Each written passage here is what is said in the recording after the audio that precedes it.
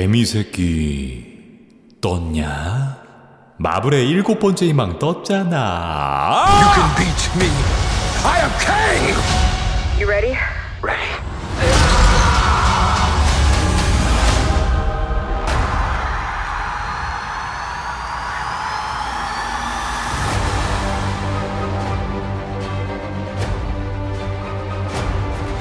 마블 페이지 5의 시발점, 따끈하게 공개되어버린 개미새끼의 3편 퀀텀 매니아가 그 뚜껑을 열었습니다. 저는 언벨 시사를 통해 하루빨리 감상했고 엠바고가 끝나는 새벽 2시에 올릴래다가 분량이 너무 많아가지고 좀 걸렸습니다. 이 영상은 스포일러가 듬뿍 담긴 스포일러 리뷰 영상입니다. 말 그대로 퀀텀 매니아 속 모든 떡밥과 스포일러가 등장하니 아직 미처 관람하지 못하신 분들은 도망쳐라. 가서 자, 들어갑니다.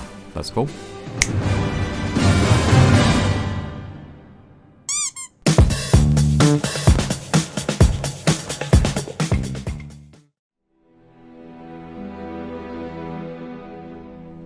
한 행성에 떨어지는 무언가. 양자 영역 속에 갇혀있던 제닛 앞에 노란 캡슐 하나가 떨어지는데 이 안에 있던 건 다름 아닌 칸. 다시 무대는 샌프란시스코로 바뀌고 작은 녀석들을 조심하세요. 어벤져스로 활약했던 10년의 이야기를 담은 스컷의 자서전 사인회가 열리는데 여기엔 말하는 너구리를 만난 썰, 헐크가 자신을 아기로 만든 썰도 등장하고 스컷은 어벤져스로 활약하며 세상과 싸웠던 5년 동안 사랑하는 딸 캐시와의 추억은 단 하나도 없었기에 캐시와의 관계 회복을 위해 전념하기로 마음먹습니다. 하지만 누굴 닮았는지 경찰서를 들락날락거리는 캐시. 캐시는 6살 때부터 벌어진 일련의 사건들로 인해 또래 친구들과 같은 삶을 살지 못했고 그 대신 자신이 좋아하는 한 가지를 파기 시작했는데 바로 개미가 할아버지의 힘을 빌려 개미 과학을 연구하기 시작했고 이렇게 양자 영역과 쌍방향 데이터 전송이 가능한 아원자 허블 만원경을 만들어냅니다. This. It's like a satellite for deep space or the ocean. Quantum. We just need a map. And then we can study and explore the entire quantum realm. Your daughter built a subatomic Hubble telescope in a basement. 그런데 양자 영역에 신호를 보낸단 말에 제닛은 화를 내며 이 장치를 급하게 끄는데 이내 모두 빨려 들어가 버리는 개미 패밀리. 하지만 업그레이드된 개미 슈트, 이렇게 손쉽게 소환할 수 있는 새로운 슈트의 기능을 통해 스카과 호프는 가족들을 보호하게 되고 이들은 A팀과 B팀으로 갈라서게 됩니다. 그리고 이들의 눈앞엔 엄청난 광경의 우주가 펼쳐지는데 이 코딱지만한 분자세계, 양자 영역 안에도 거대한 문명은 존재했으니 이곳은 이렇게 아름답고 독특한 풍경, 또 수많은 외계 생명체들이 존재했고 There are beings down here, intelligent beings. A subatomic universe, evolution, our place in the galaxy. Holy, that guy looks like broccoli.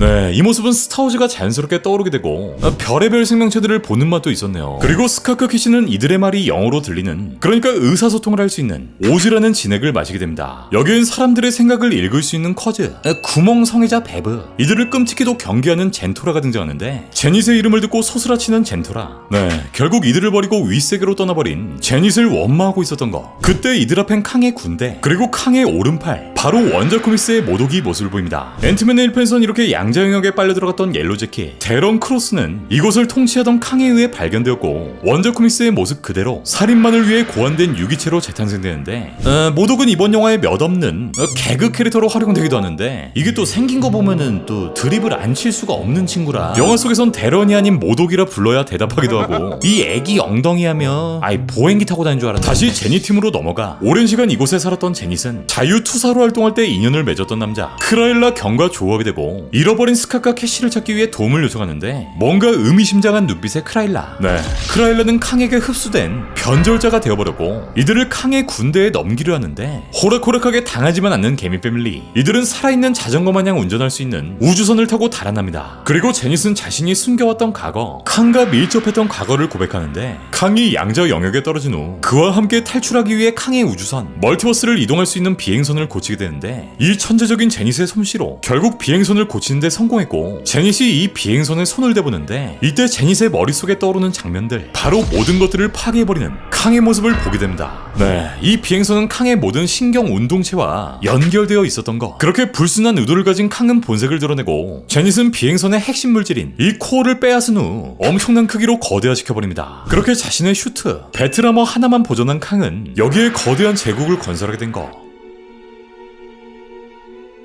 한편 다시 A팀 모독에게 잡혀온 둘은 결국 캉의 감옥에 갇히고 우리 개미 새끼와 캉의 역사적인 첫 만남. You're an interesting man.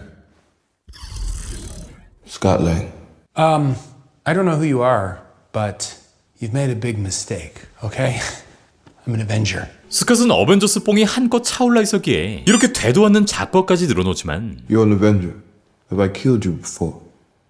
What? 이미 모든 멀티버스를 떠돌며 수많은 어벤져스와 조우했던 캉은 토르의 존재까지 언급하고 You're not the one with the hammer. It's Thor.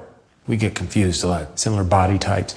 Who are you? 정체가 뭐냐 묻는 앤트맨의 말에 너처럼 시간을 많이 잃은 사람이며 너가 대단한 도둑이라는 사실을 모독에게 들었다. 제닛이 나에게서 무언가를 훔쳤고 그건 이곳을 탈출할 수 있는 열쇠다. 지금 나를 도울 수 있는 건 너밖에 없고 모든 것들의 끝을 이미 알고 있는 날 위해 넌 어쩔 수 없이 도와야 할 거 이라 말하는데 스캇이 이 제안을 거절할 경우 눈앞에 있는 딸 캐시의 사망이 끊임없이 반복된다는 거. 그 순간을 차마 마주할 수 없었던 스캇은 결국 캉의 제안을 받아들이고 캉이 원하는 이 무언가를 구해주기로 하는데 그것은 바로 캉의 비행선의 핵심 엔진. 앞서 제닛이 언급했던 캉의 비행선, 이 기체의 핵심 에너지원이었고 요 동그란 요거 스캇이 가지고 있던 핌 입자를 통해 다시 원래의 사이즈로 만들어 오라는 미션을 부여받게 됩니다.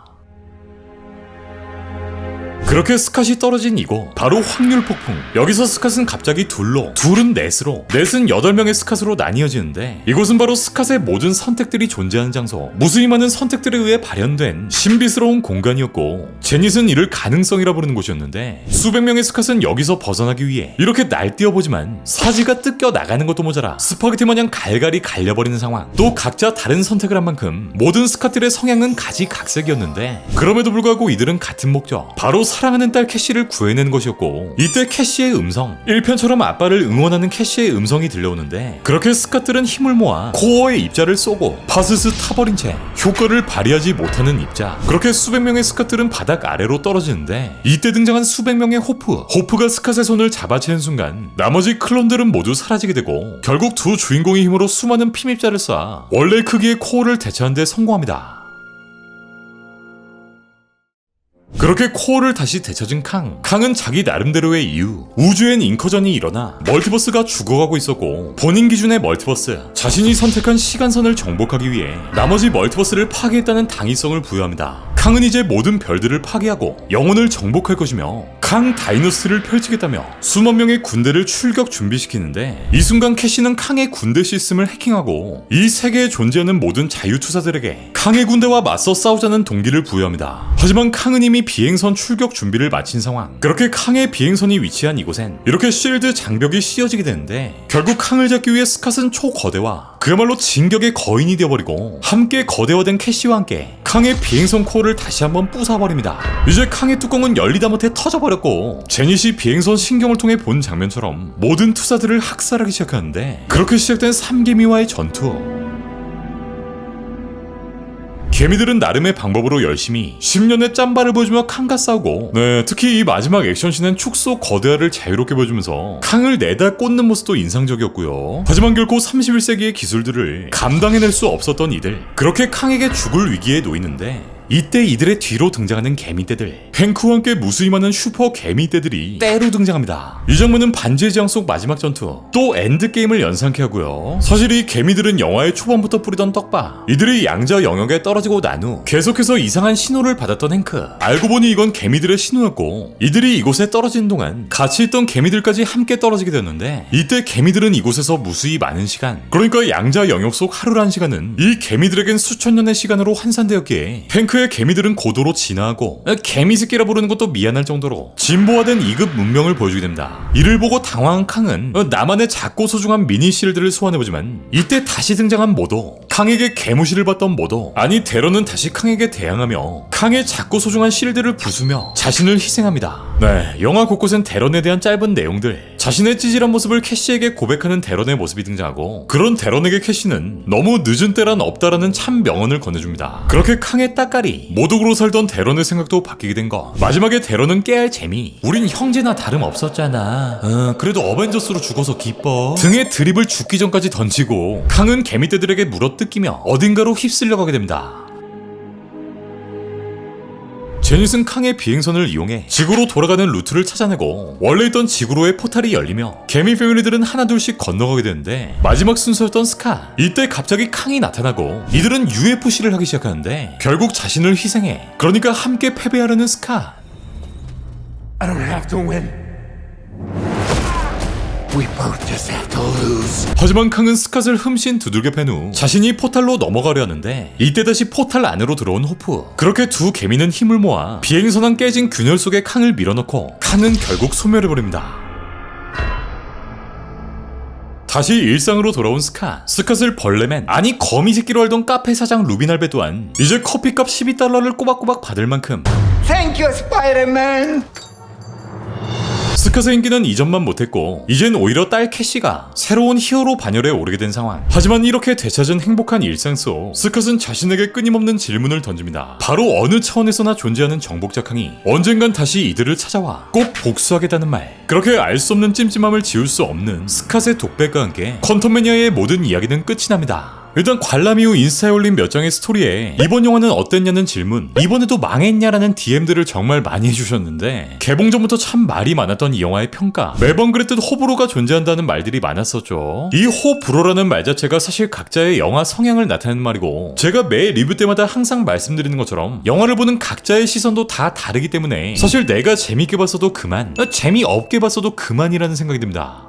까지가 원래 제가 가지고 있던 생각, 이 마블에 죽고 못 사는 제 개인적인 취향을 떠나서, 그러니까 객관적으로 봤을 때 이 영화 보여줘야 할 한방이 없었다, 이게 한방이라기엔 약했다 라고 생각합니다. 안 그래도 진입장벽이 높아져 있는 현 시점의 마블, 이제 떡밥 뿌리는 거, 다음 영화를 위해 발판 다지는 것보단 딱 이 타이밍에서 강력한 한방이 필요했는데 킬링타임으로 보기엔 뭐 크게 나쁘진 않지만 마치 다음 어벤져스 5 캉 다이너스티 비긴즈 같은 느낌이랄까요. 거기에 앤트맨을 그냥 밑반찬으로 곁들인다는 느낌을 받았습니다. 사실 플롯 자체는 굉장히 단순하고 이 질질 끈다는 느낌이나 졸린 타이밍 하나 없었지만 이거 한방이 없는데? 라는 생각. 이 영화는 본격적인 멀티버스가 말 그대로 페이지 5의 첫 포문을 여는 영화, 또 우리 캉캉캉캉 사랑의 여씨께서 직접 행차해주시는 첫 영화이기에 어쩌면 이러한 기대심리, 이제 밈처럼 불리는 진짜 마블의 찐 마지막 희망 라는 희망 고문들이 조금은 충족되지 못한 것이 아니었나 싶습니다. 10년차 짬밥을 먹은 앤트맨의 스킬풀한 활약들, 새롭고 다채로운 그림들을 보여준 양자 영역신들, 또 등장하는 모든 신들의 몰입도가 상당했던 캉,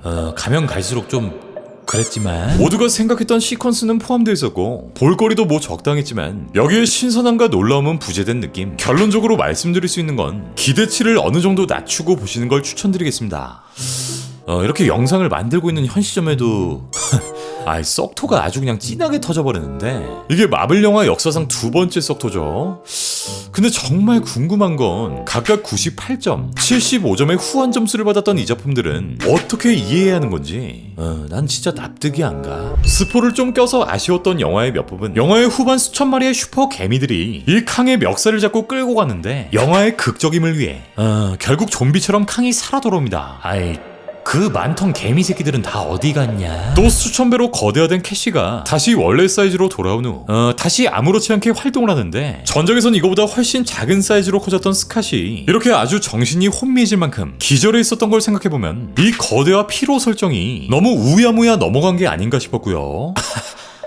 양자 영역이라 거미대도 조그맣다고. 또 마지막 장면에서 UFC를 보여줬던 캉과 스카, 슈트 아무리 고장났어도 스캇한테 일부러 쳐맞는 거 아니냐고. 네, 31세기의 캉이 이 전투 스킬만큼은 아주 그냥 21세기에 머물러 있는 느낌. 뭐 굳이 아쉬웠던 부분들을 찝어보자면 요런 디테일들이 좀 생각나고요. 쿠키 영상은 총 2개, 쿠키 영상의 임팩트는 매우 강력하며 비로소 멀티버스 사가의 시작, 캉 다이너스가 도래했음을 보여주는 첫 번째 쿠키인데 개인적으로 지난 어벤져스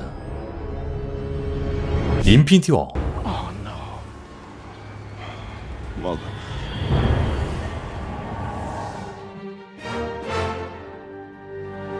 파프로몬 쿠키의 상큼함과 대적하는 Spider-Man's name is Peter Parker. What the? 향후 스토리를 기대하게 만드는 쿠키고요. 네, 영화 내내 콜라 먹느라 오줌보가 터질 것 같더라도 이 쿠키 2개는 꼭 먹고 나가라. 네, 여러분 영상이 너무 길었죠? 이 쿠키 영상의 디테일한 분석 리뷰는 이 영상이 올라간 후 금방 올라갑니다. 밤샜거든. 자, 마지막으로 우리 무띵 구독자들을 위한 이벤트, 퀀텀매니아의 개봉을 맞이하여 이렇게 귀엽고 깜찍한 앤트맨 키링 4종, 캐리어 스티커 5종까지 총 9종을 5명의 띵독자분들에게 선물해드립니다. 영상의 댓글을 통해 이번 퀀텀매니아의 감상평, 여러분들이 보았던 퀀텀매니아는 어땠는지 댓글에 생각들을 적어주시면 참여 완료고요. 구독까지 해주시면 더 좋고, 나중에 대댓글로 발표할 예정이니 알람 켜고 계시고요. 자, 이제 2개의 쿠키 분석 영상 좀만 기다려봐.